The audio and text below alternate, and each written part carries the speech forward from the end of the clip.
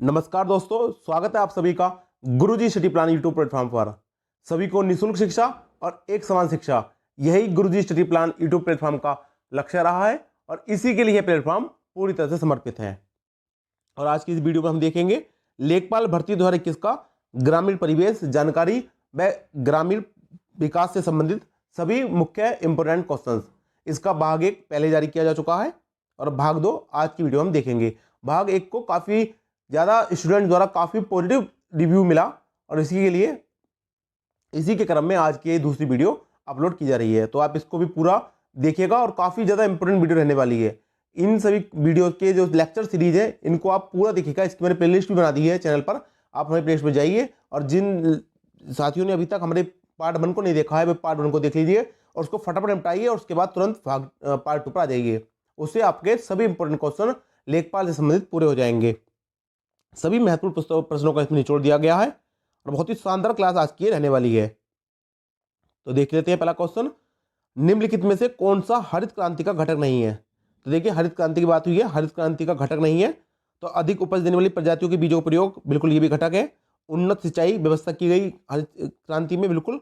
रासायनिक उर्वरकों का प्रयोग किया गया तो इसका ऑप्शन डी उपयुक्त सभी नहीं। असल में यहाँ होगा उपयुक्त कोई नहीं या इनमें से कोई नहीं। तो इनमें से कोई ऐसा नहीं है जो घटक नहीं हो, ये सभी घटक है। अधिक उपज देने वाली प्रजातियों का प्रयोग, उन्नत सिंचाई, रासायनिक उर्वरक प्रयोग सभी किया गया तो ये सभी हरित क्रांति के घटक हैं। और फ्रेंड्स अगर हरित क्रांति की बात की जाए कि हरित क्रांति के भारत में जनक कौन है तो एम.एस. स्वामीनाथन।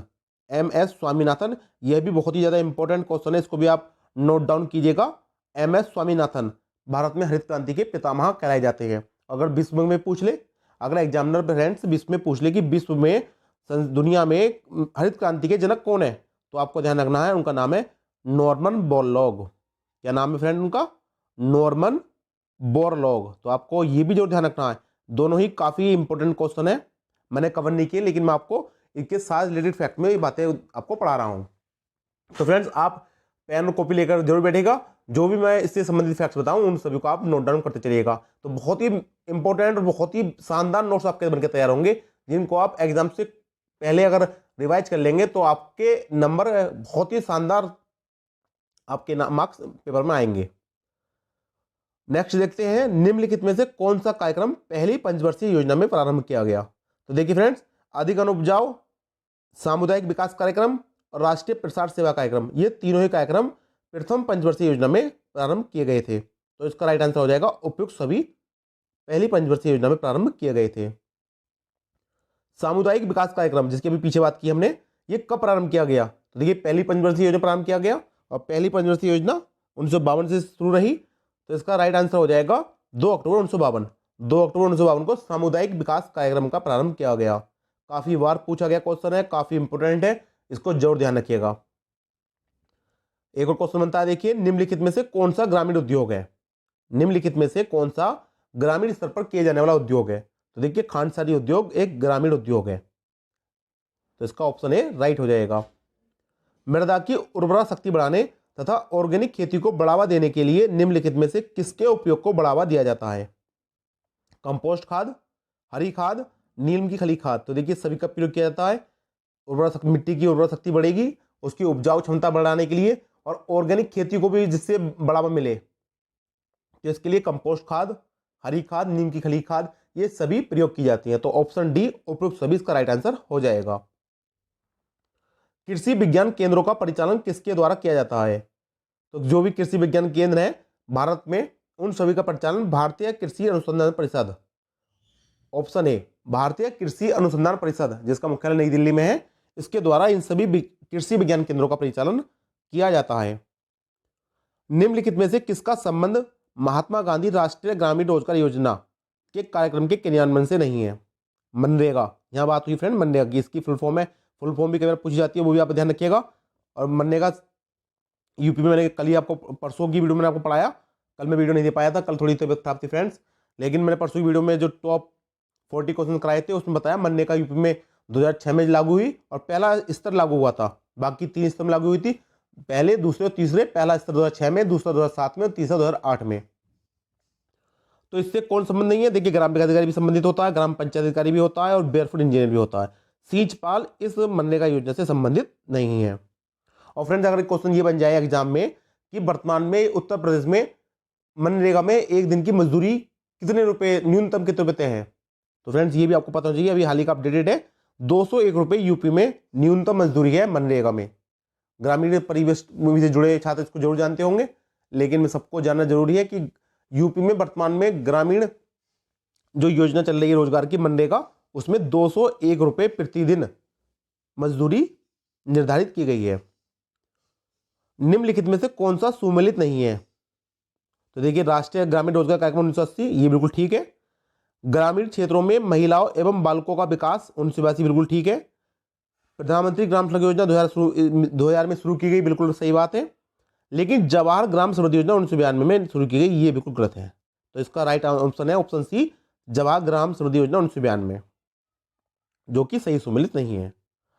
भारत में नेशनल फ्लोर लेवल न्यूनतम मजदूरी 2015 में कितनी निर्धारित की गई, तो देखिए ये निर्धारित की गई 160 रुपये, ऑप्शन सी 160 रुपये प्रतिदिन। निम्नलिखित में से ऐसा कौन सा कार्यक्रम है जिसके 5 अन्य संगठक थे, ऐसा कार्यक्रम जिसके 5 अन्य अलग अलग संगठक कार्यक्रम थे, जिसके सबको मिलाकर एक कार्यक्रम बनाया गया, तो वो कार्यक्रम है हमारा एकीकृत ग्राम्य विकास कार्यक्रम। देखिए जैसे इसका नाम है एकीकृत, इंटीग्रेटेड, असल में इसमें सभी जो इसके 5 संगठक थे उनको इकट्ठा करके एक नाम दिया गया, एकीकृत ग्राम्य विकास कार्यक्रम। संयुक्त रूप से गांव का विकास हो सके ये कार्यक्रम बनाया गया और उसमें इसके 5 संगठक थे। तो ऑप्शन बी इस क्वेश्चन का राइट आंसर हो जाएगा। ग्राम संस्थागत संपर्क कार्यक्रम किसके द्वारा विकसित किया गया, तो ग्राम संस्थागत संपर्क कार्यक्रम भारतीय कृषि अनुसंधान परिषद द्वारा विकसित किया गया। तो ऑप्शन डी इस क्वेश्चन का राइट आंसर हो जाएगा। निम्नलिखित में से कौन सा ग्राम विकास से संबंधित नहीं है, तो देखिए बताना आपको इनमें से कौन कौन सी योजनाएं या कार्यक्रम है जो ग्राम विकास से संबंधित नहीं है। तो देखिए जवाहर रोजगार योजना भी गांवों से संबंधित है, संबंधित ग्राम विकास कार्यक्रम और सामाजिक वानिकी, तीनों ही ग्राम विकास से संबंधित कार्यक्रम है, लेकिन नेहरू रोजगार योजना ग्राम विकास से संबंधित नहीं है। तो हमारा ऑप्शन सी इस क्वेश्चन का राइट आंसर हो जाएगा। और देखिए फ्रेंड्स मैंने कल परसों की वीडियो में आपको बताया था, इससे मैं कह सकते हैं पार्ट 1 की वीडियो में बताया था कि ग्राम विकास, परिवेश और जानकारी से संबंधित जो क्वेश्चन आएंगे वो 4 ही टॉपिक पर बेस्ड होंगे। देखिए पहला टॉपिक तो मैंने आपको बताया लेखपाल, जो लेखपाल आप बनने जा रहे हैं, जिसकी एक सीट के लिए आप दिन रात अपनी एक करके इतनी कड़ी मेहनत कर रहे हैं, तो उसमें सबसे पहला लेखपाल संबंधित ज्ञान आएगा कि आप भूमि का जो नापन करेंगे, तो भूमि की नाप में संबंधी इकाइयाँ क्या है, उसकी कड़ियाँ होती हैं, कड़ी कितने प्रकार की होती है, कितनी कड़ियाँ, उसमें जरीब जो होती है उसमें कितनी कड़ियाँ होती हैं, कितने फीट की लंबी होती है, उसका एक बीघे में कितना बिस्वा है, पक्का बीघे में कितने, एक एकड़ में कितने पक्के बीघे हैं, हेक्टेयर, एयर, सभी की माप आएगी। तो एक पहले तो आप ध्यान नोट कर लीजिए, मापन संबंधित सभी कुछ क्वेश्चन आपको अच्छे से याद कर लेने हैं। मैंने कहा भी है कि मैं एक वीडियो लेकर आऊँगा जिसमें सभी मापों को बहुत ही अच्छे तरीके से और जो इंपॉर्टेंट मापे हैं उन सभी को उसमें कवर करूंगा। दूसरे इसमें आएगी ग्रामीण विकास जानकारी, जो भी योजनाएं सरकार द्वारा ग्राम विकास के उत्थान के लिए, ग्राम में विकास करने के लिए चलाई गई हैं, वे सभी योजनाएं, चाहे वो पुरानी हो 1990, 1950 देश की आज़ादी से लेके और वर्तमान तक भी जो योजना चलाई गई हैं, उन सभी को योजनाओं को आपको देखना है, उनमें से मोस्ट को, और उसमें से भी खास तौर से जब से भाजपा सरकार आई 2014 से, तब से लेकर वर्तमान की मुख्य योजनाएं ग्राम विकास की, उन पे विशेष जोर देना है तैयारी में। तीसरा मैंने आपको बताया यूपी विशेष, इसी में ही यूपी विशेष भी आपको लेकर चलना है। कम से कम अगर 25 क्वेश्चन ये इसमें पूछते हैं, अभी सिलेबस डिसाइड नहीं हुआ यूपी लेखपाल का, लेकिन जब सिलेबस डिसाइड हो जाएगा और उसमें 25 क्वेश्चन पूछे जाते हैं, तो उसमें से आप ध्यान रखना कम से कम 5 से 6 बल्कि 7 क्वेश्चन तक यूपी विशेष के डायरेक्ट पूछे जाएंगे। और चौथा मैंने आपको बताया यूपी जनगणना, यूपी जनगणना भी इसी का एक भाग हुआ और उससे भी ये क्वेश्चन पूछे जाएंगे। तो आप इन चारों चीज़ों को लेकर चलिएगा और आपका ग्रामीण विकास और परिवेश इतना बेहतरीन हो जाएगा कि आपके नंबर इसमें से बिल्कुल जितने आप चाहेंगे बिल्कुल उतने आ जाएंगे। बस आप पर डिपेंड करता है कि आप तैयारी कितने शिद्दत, कितनी लगन, कितनी मेहनत से करते हैं। और हम तो आपके लिए तैयारी के लिए दिन रात लगे हुए हैं। और जो भी साथी हमारे चैनल पर नए हो, वे हमारे चैनल को जरूर सब्सक्राइब करें, साथ ही साथ हमारे वीडियो को लाइक भी करें और उसको शेयर भी करें। और देखिए हम हमारे ईमान से लगे हुए, तो आप भी ईमानदारी से अपना काम जरूर कीजिएगा। तो फ्रेंड्स आते हैं वापस अपने टॉपिक पर, काफ़ी लंबी बात हो गई। तो मैंने आपको बता दिया कि इसका राइट आंसर हो जाएगा ऑप्शन सी, नेहरू रोजगार योजना ग्राम विकास से संबंधित नहीं है।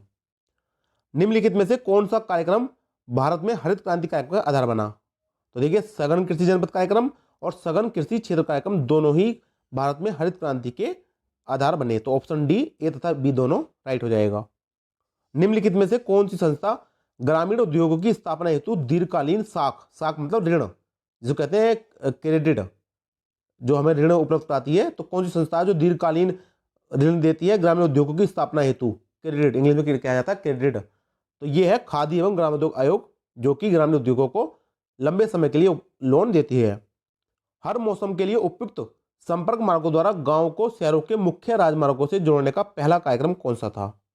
तो ये था फ्रेंड्स ग्रामीण रोजगार हेतु प्रधानमंत्री की crash scheme, CSRE। Option B इसका राइट आंसर हो जाएगा।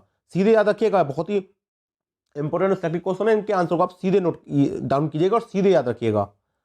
ग्रामीण भारत की प्रमुख समस्या क्या है? तो ग्रामीण भारत की निर्धनता, बेरोजगारी, भुखमरी, सभी ये ग्रामीण भारत की प्रमुख समस्याएं हैं। तो ऑप्शन डी इसका राइट आंसर हो जाएगा। प्रच्छन्न बेरोजगारी सर्वाधिक कहां पाई जाती है? तो प्रच्छन्न बेरोजगारी कृषि क्षेत्र में पाई जाती है। अब फ्रेंड्स देखिए, यहाँ एक बात हुई है प्रच्छन्न बेरोजगारी की, कई फ्रेंड्स को नहीं पता होता कि प्रच्छन्न बेरोजगारी किसे कहते हैं। तो प्रच्छन्न बेरोजगारी में आपको एक मिनट लूंगा, लेकिन समझा देता हूँ आपको इसको भी।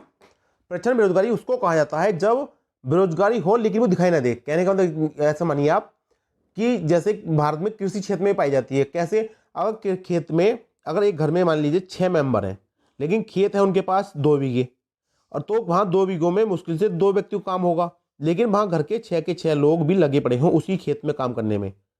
तो वो क्या है? वो प्रच्छन्न बेरोजगारी, छिपी हुई बेरोजगारी है। असल में कार्य तो 2 लोगों का, लेकिन घर के 6 मेंबरों को और अलग अलग से काम नहीं मिल रहा, कहीं वो काम नहीं ढूंढ पड़े, नौकरी व्यवसाय उनको नहीं है, तो वो 6 लोग उसी खेत में काम करने लगे हुए हैं।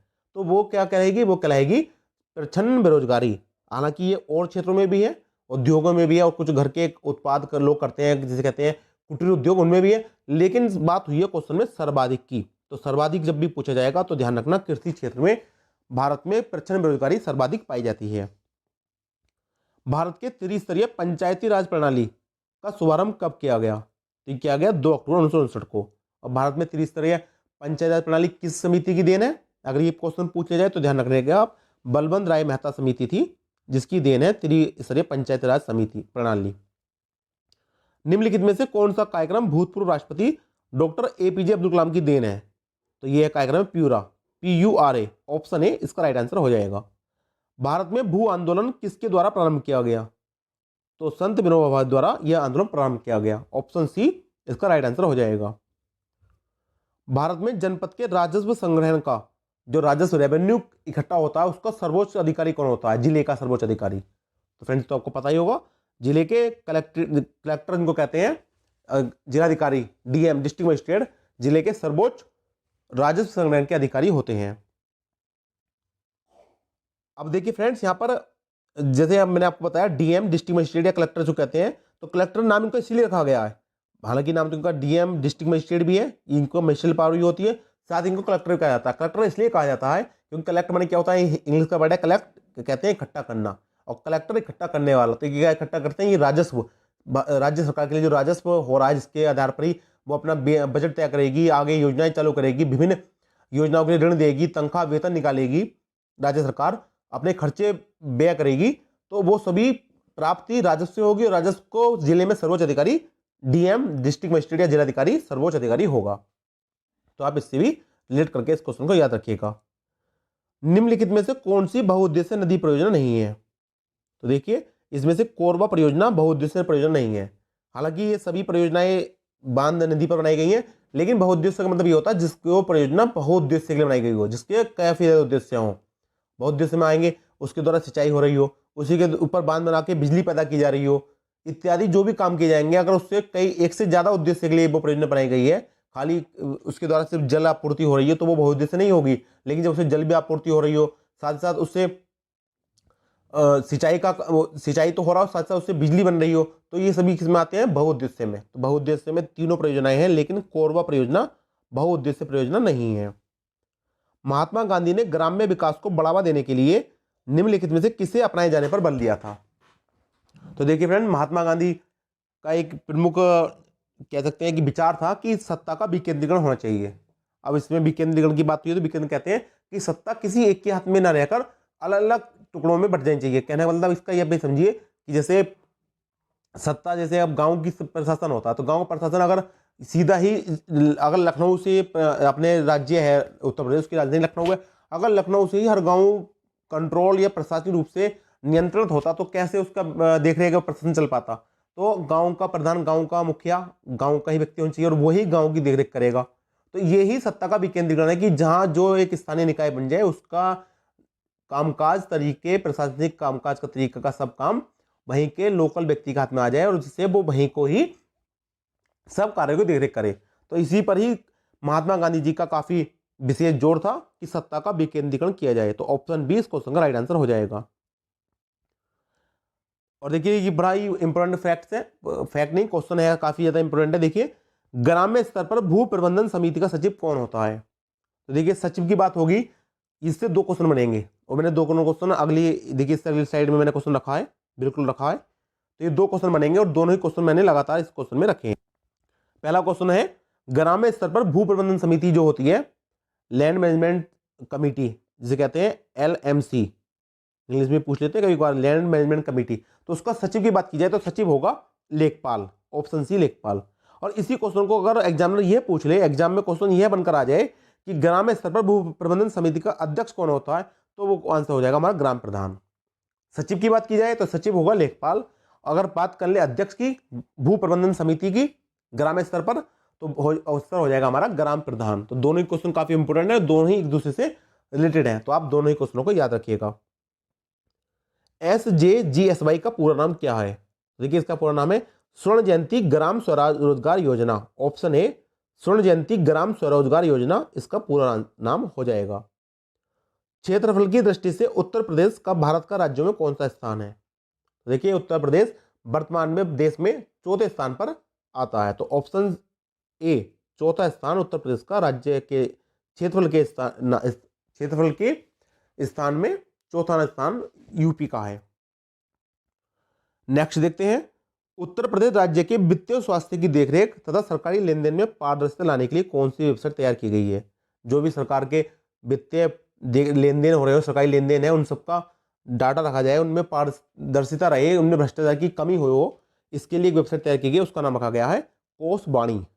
तो ऑप्शन डी कोषवाणी इसका राइट आंसर हो जाएगा। उत्तर प्रदेश में किस प्रकार की मिलें सबसे अधिक है? तो यूपी में चीनी मिलें सर्वाधिक संख्या में है। तो ऑप्शन डी इस क्वेश्चन का राइट आंसर हो जाएगा। निम्नलिखित में से कौन सी भू क्षेत्रफल मापन की अंतरराष्ट्रीय स्तर की इकाई है? इंटरनेशनल लेवल की इकाई पूछ रहा है फ्रेंड्स ये, कि इंटरनेशनल लेवल पर भी जो इकाई, जो यूनिट्स माना गया है, वो भूमापन का कौन सा है? देखिए हेक्टेयर इंटरनेशनल लेवल की इकाई है जिसको इंटरनेशनल स्टैंडर्ड प्राप्त है। अंतरराष्ट्रीय स्तर पर भी अगर बात करेंगे तो हेक्टेयर में हर देश इस इकाई को, यूनिट को जानता है। तो हेक्टेयर इसका राइट आंसर है, ऑप्शन सी हेक्टेयर। भूमि सुधार कार्यक्रम को सर्वाधिक सफलता किस राज्य में मिली है? तो इसका राइट आंसर हो जाएगा ऑप्शन बी पश्चिम बंगाल। हालांकि काफी ज्यादा स्टूडेंट्स का आंसर उत्तर प्रदेश लगाएंगे, एग्जाम में देखेंगे सोचेंगे यूपी का क्वेश्चन है, यूपी में ही पूछ रहा है और लेखपाल का क्वेश्चन है, ग्राम विकास से संबंधित है, तो आंख बंद करेंगे और तुक्का मारेंगे और बोलेंगे जय श्री गणेश और ऑप्शन ए उत्तर प्रदेश। लेकिन ये आंसर उनका ठीक नहीं होगा, उनका नंबर कट जाएगा और एक नंबर पीछे चले जाएंगे। तो आप ध्यान रखिएगा कि भूमि सुधार कार्यक्रम को सर्वाधिक सफलता पश्चिम बंगाल में मिली है। तो ऑप्शन बी इस क्वेश्चन का राइट आंसर हो जाएगा। डंपी लेवल यंत्र में समतल स्क्रू की संख्या कितनी होती है? तो ये सीधा याद रखिएगा आप कि डंपी लेवल यंत्र में 3 या 5 स्क्रू होते हैं। अब देखिए डंपी लेवल यंत्र की बात हुई है तो मैंने इसके लिए इमेज भी रखी है ताकि आप समझ सकें कि डंपी लेवल यंत्र होता क्या है। तो देखिए ये होता है डंपी लेवल यंत्र, जो आप देख रहे हैं तिपाई से होता है, 3 इसके पाए से होते हैं, तिपाई के रूप में खड़ा होता है, तो इसे कहते हैं डंपी लेवल यंत्र। और इसके ऊपर एक मशीन रखी होती है। यंत्र तो मेन यही होता है, बाकी तो इसका ये स्टैंड है और इस स्टैंड के द्वारा एक आदमी लेवल सेट करने के लिए इसका उपयोग करता है। देखिए इसका लेवल कैसे, देखिए कहीं कोई पहाड़ी ढलान या ऊंचा नीचा है और वहां पर एक लेवल यहाँ का निकाला गया और इसी की सीध में अगर हमको यहाँ मान लीजिए एक लेवल रखना है कि इसकी सीध में लेवल कहाँ आएगा, तो अगर आप यहाँ से नापा, मान लीजिए आया 1 मीटर जमीन से, अगर यहाँ से नापेंगे तो 1 मीटर यहाँ रह गया। तो अगर लेवल अगर यहाँ सड़क डालनी है तो सड़क तो ये नीचे ढाली बन जाएगी, डालनी सीधी है, तो यहाँ से ये मशीन रखी जाएगी, इस मशीन द्वारा पहले इधर देखा जाएगा और उसी लेवल को मशीन जब इधर देखेगी तो बता देगी कि मशीन का आंकड़ा यहाँ आ रहा, तो यहाँ से जो हम पोल लेकर खड़े होंगे वो पोल बता देगा कि अगर यहाँ रखेंगे तो यहाँ से लेवल सीधा हो जाएगा। तो यही डंपी लेवलिंग यंत्र है। और जो इसमें स्क्रू होते हैं, जिन स्क्रू की सहायता से इस डंपी लेवलिंग यंत्र को आगे पीछे खिसकाया जाता है और ऊपर नीचे किया जाता है, तो उसकी संख्या 3 या 5 होती है। तो आप ये याद रखिएगा, इंपोर्टेंट क्वेश्चन है, अब ग्रामीण परिवेश से संबंधित क्वेश्चन है, तो आप इसको याद रखिएगा 3 या 5 डंपिंग लेवल यंत्र में स्क्रू की संख्या होती है। निम्नलिखित में कौन सा भूमि सुधार भारत में सबसे पहले प्रारंभ किया गया? तो जमींदारी उन्मूलन भारत में भूमि सुधार का सबसे पहले किया गया कार्यक्रम है। पटल सर्वेक्षण को सर्वाधिक प्रभावित करता है कौन? प्लेन टेबल का जो सर्वेक्षण होगा उसमें पटल सर्वेक्षण को सर्वाधिक प्रभावित कौन करता है? दिक् विस्थापन। ऑप्शन ए, दिक् विस्थापन सर्वाधिक प्रभावित करता है। विस्थापन की कौन सी विधि शुद्ध और बाहरी प्रभाव से मुक्त विधि है? तो पश्चावलोकन विधि शुद्ध और बाहरी प्रभाव से मुक्त विधि है विस्थापन की। निम्नलिखित में से कौन सा भूमि सुधार से संबंधित है? भूदान आंदोलन, चिपको या उपयुक्त दोनों? कोई नहीं। तो देखिए, चिपको तो आपका वन से संबंधित है, उपयुक्त दोनों तो होंगे नहीं, क्योंकि मैंने आपको बता दिया कि जब वन से है तो भूमि से संबंधित नहीं होगा। और तो भूदान आंदोलन भूमि सुधार से संबंधित है। ऑप्शन ए, विनोबा भावे द्वारा ये शुरू किया गया था भूदान आंदोलन। निम्नलिखित में से कौन सी योजना सबसे बाद में प्रारंभ की गई है? तो सांसद आदर्श ग्राम योजना सबसे बाद में प्रारंभ की गई है। इन सभी योजनाओं में जो बाकी योजना दी गई है इस विकल्प में, जवाहर रोजगार योजना, लघु कृषक विकास योजना, निर्मल ग्राम योजना, इन सभी में सबसे बाद में शुरू की गई योजना सांसद आदर्श ग्राम योजना है। तो ऑप्शन ए इसका सही आंसर है। निम्नलिखित में से कौन से संविधान संशोधन से भारत में भूमि सुधारों का मार्ग प्रशस्त हुआ? तो देखिए, प्रथम भारत संविधान का पहला संशोधन था 1951 में। तो संविधान के प्रथम संविधान संशोधन अधिनियम 1951 द्वारा भारत में भूमि सुधारों का मार्ग प्रशस्त हुआ, या कहिए शुरुआत हुई। निम्नलिखित में से कौन सा सुमेलित नहीं है? तो देखिए, सामुदायिक विकास कार्यक्रम जवाहरलाल नेहरू द्वारा शुरू किया गया, बिल्कुल सही है। पंचायत राज संस्थाओं को संवैधानिक दर्जा राजीव गांधी जी द्वारा दिया गया, बिल्कुल ठीक। प्रधानमंत्री ग्राम सड़क योजना अटल बिहारी वाजपेयी द्वारा शुरू की गई, ये बिल्कुल सही है। सूचना पाने का अधिकार अधिनियम पीवी नरसिम्हा राव, ये आंसर हमारा गलत है, ये विकल्प सही नहीं है। तो हमारा ऑप्शन सी सही हो जाएगा कि ये विकल्प सुमेलित नहीं है। अब देखिए फ्रेंड्स, एक बड़ा ही इंपॉर्टेंट क्वेश्चन, इसको भी आप काफी आईएमपी में नोट डाउन कीजिएगा, बहुत ही इंपॉर्टेंट क्वेश्चन है, मैंने आपके लिए इस वीडियो में रखा है। खसरे में कुल खानों की संख्या कितनी होती है? लेखपाल बनने जा रहे हैं, लेखपाल का काम खसरा खातों का रहेगा, तो उसी से संबंधित क्वेश्चन है, बहुत ही इंपॉर्टेंट है कि खसरों में कुल खानों की संख्या कितनी होती है। तो फ्रेंड देखिए, खसरों में खानों की संख्या पूछे तो ध्यान रखिएगा, खसरों में कुल 22 खाने होते हैं। और अगर पूछ ले खतौनी में कुल खानों की संख्या कितनी होगी, तो खतौनी में 13 खाने होते हैं। तो आप इन दोनों को याद रखिएगा कि खसरे में संख्या खानों की टोटल 22 खाने होंगे और खतौनी में टोटल 13 खाने होंगे। तो फ्रेंड्स, हमारे ये आज के टॉप 41 क्वेश्चंस ग्रामीण परिवेश से संबंधित मैंने आपके लिए कवर किए इस वीडियो में, और आप इसको वीडियो को एक दो बार और अच्छे से देख लीजिएगा, जिससे आपका अगर कोई भी डाउट हो वो आपसे दूर हो जाए। और हालांकि जिन फ्रेंड्स ने मेरे साथ साथ नोट्स बनाए हैं, तो उन फ्रेंड्स को अपना नोट रिवाइज करने की जरूरत पड़ेगी एग्जाम टाइम पे, बाकी उनको सब कुछ मेरे साथ साथ ही याद हो गया होगा। तो फ्रेंड्स, मिलते हैं आपसे नेक्स्ट वीडियो में, तब तक के लिए गुड बाय, जय हिंद, जय भारत।